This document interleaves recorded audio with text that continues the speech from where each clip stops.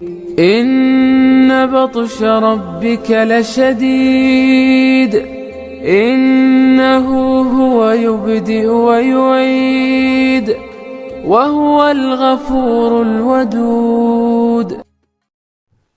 Assalamualaikum.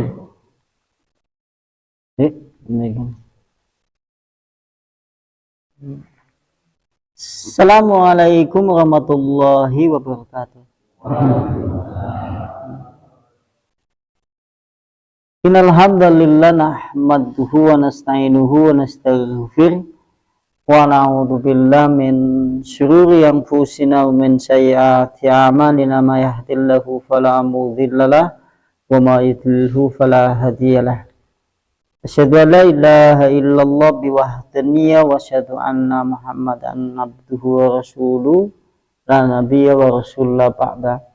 Waqad qala Allah ta'ala fil kitabihil karim ya ayyuhalladzina amanu taqullaha haqqa tuqatih wa la tamutunna illa wa antum muslimun.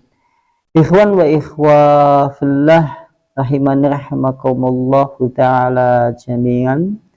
Ahlu ta'lim yang semoga senantiasa dirahmati oleh Allah Subhanahu wa ta'ala. Semoga Allah Subhanahu wa ta'ala melimpahkan rahmat, karunia, inayah dan juga menyebut nama antum-antum di sisi penduduk langit sebagaimana sabda Nabi Muhammad sallallahu alaihi wasallam, ma ijtama'a qaum, tidaklah berkumpul suatu kaum di masjid Allah dari masjid-masjid Allah yang ada di dunia, kemudian yatadarasuna, kemudian mereka saling mempelajari, saling membaca kitabullah, dan kemudian menggali isi kandungan apa yang ada di dalamnya, kecuali Allah Subhanahu wa ta'ala nanti akan menaungi rahmat, kemudian juga menurunkan ketenangan dan juga sekaligus menyebut nama-nama antum di sisi penduduk langit. Mudah-mudahan Allah memberikan istiqomah untuk mengikuti risalah Islam di atas titian jalan yang lurus sampai kita semuanya berpulang kembali kepada Allah Subhanahu wa ta'ala. Kita lanjutkan tafsirnya ini sampai kepada kalimat wal-laili idza yashri, wal-laili idza yash. Qala al-Aufi, berkata al-Aufi, An Ibnu Abbasin, beliau mengambil dari pendapat Ibnu Abbas. Al-Aufi, beliau mengambil pendapat dari Ibnu Abbas. Yang dimaksud wal-laili idza yash itu adalah idza dhahaba, yaitu malam tatkala malam itu berlalu, sebagaimana nang terjemahan. Kalau diterjemahan makanya kadang-kadang diartikan wal-laili, malam, demi malam, idza, apabila yashri, telah berlalu. Karena mengikuti pendapat Aufi diambil dari pendapat Ibnu Abbas, karena beliau Ibnu Abbas menerangkan kalimat wal-laili idza yash, yaitu wal-lailu idza dhahaba, yaitu demi malam, idza, apabila dhahaba, malam itu berlalu. Ini menurut Ibnu Abbas. Mulanya diartikan wal-laili idza yash, diartikan malam tatkala malam itu berlalu. Ini kalau menurut Aufi. Sementara waqala Abdullah bin Zubair, sekarang berkata Abdullah bin Zubair, beliau menjelaskan wal-laili idza yashri, maksudnya adalah hatta yadhhaba ba'dahu ba'da, itu apabila malam yaitu meninggalkan sebagian kepada sebagian lainnya.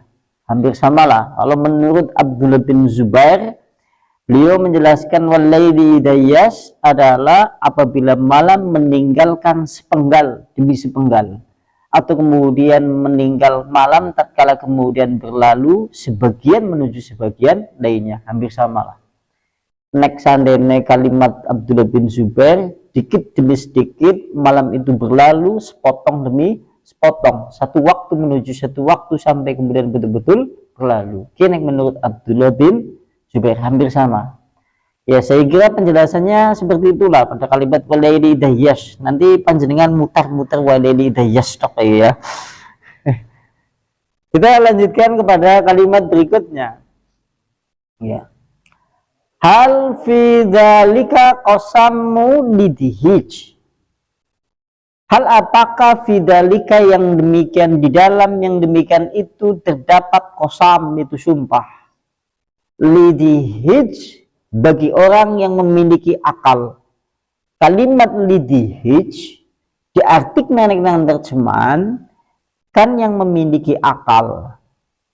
Maksud kalimat lidhij yaitu adalah kalimat dalam bahasa Arab diartikan akal, menggunakan kalimat hij. Di sini disebutkan wa innama sumiya al-naqlu hijra, ketika Allah Subhanahu wa taala atau bahasa Arab atau Al-Qur'an menggunakan akal tapi menggunakan kalimat hij, ha jim ro. Akal kan kalimatnya ain qaf lam, tapi kepada kalimat ini kalimatnya diganti dengan kalimat hij, artinya pada akal, tapi memiliki maksud dan tujuan ketika Allah menggunakan kalimat hij. Boleh nang ini kan menggunakan kalimat hijr, yaitu maksudnya adalah li'annahu yamna'ul insan, yaitu mencegah manusia mata'atta, dari melakukan mayaliku, yang tidak pantas bi, dengannya, minal afal, dari segala perbuatan-perbuatan dan perkataan-perkataan. Kijenengane akal kalau menggunakan kalimat hij adalah apabila manusia bisa mencegah sesuatu yang tidak layak, sesuatu yang tidak pantas untuk diperbuat atau untuk dikatakan. Oke, berarti jenengane wong sing duweni hij atau sing duweni akal. Sampean mau berbuat sesuatu kan nimbang-nimbang nang akal. Kira-kira bagus apa tidak? Ini pantas apa tidak dilakukan? Ini layak apa tidak? Ketika Anda mengikuti itu, jenengane wong sing duweni hij. Nek orang seperti itu berarti orang duweni akal. Wong kan duweni akal apa jenengane? Itu maksudnya seperti itu. Jadi sampean kalau suatu saat bisa mencegah segala sesuatu yang tidak layak untuk panjenengan katakan, untuk sesuatu yang tidak pantas untuk kalian berbuat, panjenengan kemudian menimbang-nimbang dengan akal, kalimat nang basrat dadine hij. Hijr. Berarti kalimatnya hij. Berarti ke wong sing duweni akal. Nah, sementara kalau antum merujuk kepada kalimat yang lain, kalau kita merujuk kepada kalimat yang lain, orang yang duweni akal langsung ditafsir nek Al-Qur'an, tepatnya itu surat Al-Imran ayat 190 191. Abu apal. Inna fi khalqis samawati wal ardi wa ikhtilafil laili wan nahar la ayatil li ulil albab. Cuma nang kene ngau kalimatnya albab. Akal kan bisa menggunakan kalimat naqlun ain qaf lam. Bisa menggunakan hij ha jim ro. Bisa menggunakan kalimat labib lam ba kemudian ba mening. Bulane ana wong jenengane labib. Itu juga artinya berakal. Kalau di dalam ayat itu disebutkan sesungguhnya di dalam penciptaan langit dan bumi, silih bergantinya siang dan malam, terdapat tanda-tanda kebesaran, tanda-tanda keagungan, ayat-ayat Allah Subhanahu wa taala bagi orang-orang yang berakal. Kalimatnya menggunakan labib. Lantas kalimat itu langsung dijelaskan, orang yang memiliki akal adalah alladzina yadhkurunallaha qiyama wa qu'uda wa 'ala junubihim. Itu orang-orang yang senantiasa ingat kepada Allah dalam keadaan duduk, dalam keadaan berdiri, dalam keadaan berbaring. Lantas kemudian dia berdoa kepada Allah, Maha Suci Allah, sesungguhnya Allah tidaklah menciptakan segala sesuatu dengan sia-sia. Nah, gue jenengane wong duweni akal. Nah, kalau di dalam ayat ini menggunakan kalimat hij, berarti engko sampean lepas dari ini suatu saat ingin berkata-kata, ketika akal panjenengan nimbang-nimbang kata yang tidak pantas dan tidak atau yang pantas, ini jenengane akal dengan menggunakan kalimat hij. Berarti wong kadang-kadang berbuat sesuatu sing lepas dari akal. Contohnya dewek sering. Sampean contoh, sampean dari wong ngaji, suatu saat gak ngomong kasar, misal ngomong gak bentuk sikil papate misal. Jenengan menimbang, oh aja aku ngaji. Ini tidak pantas bagi saya. Ini tidak luas. Ini tidak sesuatu yang seharusnya saya omongkan. Kita jenengane hij. Nek tanpa bahasa Arab. Dan berikutnya, wa minhu, makanya juga ada istilah di dalam Baitullah. Sampean kalau haji di Baitullah, ada istilah hijrul bait atau sering disebut dengan hijir Ismail. Kenapa kemudian disebut dengan hijir Ismail? Karena yamna'u ta'if, mencegah orang yang tawaf. Pada dasarnya kemudian menempel tubuhnya pada tembok.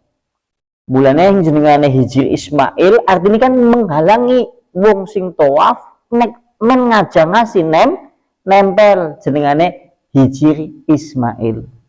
Sampai langsung naik tawaf nang sebelah sisi Ka'bah kiana sing jenengane hijir Ismail. Nah, tempat itu kenapa dijenengi hij? Karena menghalangi manusia wong sing tawaf men ora nempel meng tembok Ka'bah, mulai dijenengi hij. Kenapa dijenengi hij? Karena supaya menghalangi manusia ora nempel. Karena kalimat hij artinya adalah menghalangi. Mulai akhirnya disebut, nah apakah di dalam yang demikian tersebut terdapat sumpah bagi orang-orang yang memiliki akal supaya mereka menghalangi dari segala perbuatan yang jelek, supaya menghalangi mereka dari segala perbuatan yang dusta, supaya menghalangi mereka dari segala perbuatan yang berbau keji. Maksudnya gue kalimat yang bahasa Arab lidihij ucapku perlop mengtegal kayak gitu, ini kalimatnya hij.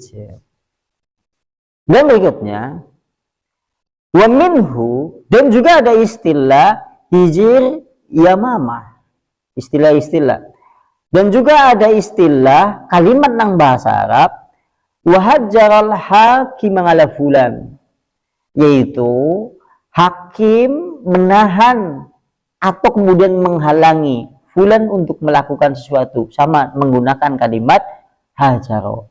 Mending nek nang bahasa percakapan. Bahasa percakapan kalimat sing jenengane kamar bisa diartikan hujrah. Kan iya ya, hujrah. Sampai nek belajar bahasa percakapan, kamar kan ana bahasanya beberapa. Satu hurufah. Sampai nek mau PKU kadang-kadang kan tulisannya ana hurfatul Fatimah atau hijratul Fatimah. Ki artinya pada kamar. Kenapa kemudian disebut dengan hijrah? Menghalangi supaya orang kemudian tidak masuk kamar itu, supaya kemudian mengganggu atau membuka aib-aib orang yang memiliki kamar. Sampai mulai jenengan mlebu mengumai wong kan orang yang dibludus-bludus mengkamar, karena kamar tujuannya menghalangi si tamu orang lain bukan mahram masuk ke dalam kamar itu. Istilah dalam bahasa Arab jenengane hij. Oh iya. Oh iya, mana abu kan ada kamar ya. Oh ya. Mana abu jangan ada kamar ya. Oh iya mbak, benar.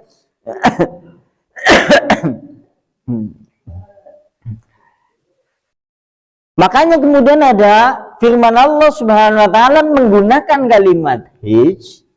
Allah menggunakan kalimat hij di dalam ayat yang lain, yaitu surat Al-Furqan ayat 22. Wa yaquluna hijran mahjura. Mereka berkata kalimatnya dengan menggunakan kalimat hijran mahjura. Artinya, ya Allah, semoga engkau menghindarkan dari bahaya ini. Karena kalimat hij artinya adalah menghalangi, menghindarkan, menjauhkan. Diartikan nek nang bahasa Arab akal. Tujuannya sampean dua akal menjauhkan, menghalangi atau kemudian menjauhkan dari segala perbuatan yang tidak baik. Ki jenengane wong sing duweni akal. Dek berarti nek agi duwe gawe perbuatan dosa, agi duweni akal apa ya? Tidak. Ya kalau kita lagi berbuat dosa berarti akalnya lagi bunang di. Makanya ada penyair bahasa Arab dia mengatakan itu dia berbuat maksiat kepada Allah Subhanahu wa taala, maka sesungguhnya dia meletakkan akal bukan pada tempatnya. Sampai nek gedeng wong lagi berbuat maksiat, kayak jenengane wong lagi meletakkan akalnya tidak pada tempatnya. Sok nanti berarti. Iya, karena akal itu senantiasa menghalangi, mengono sing jadi akal menung sang ngalangi kok, ngalangi sampean untuk berbuat sesuatu yang negatif. Sampean ngono-ngono. Sampean balikan kene terus suatu saat ngerti Anda duren nang pinggir jalan. Sampai enak kayaknya lagi. Begitu jenengan ngepet, akal langsung berpikir menghalangi Anda, ajak dosa. Jangan itu perbuatan yang keji, akal hij. Tapi nek wis los, akal ya ora fungsi. Itu seperti itu maksudnya. Persanya. Iya.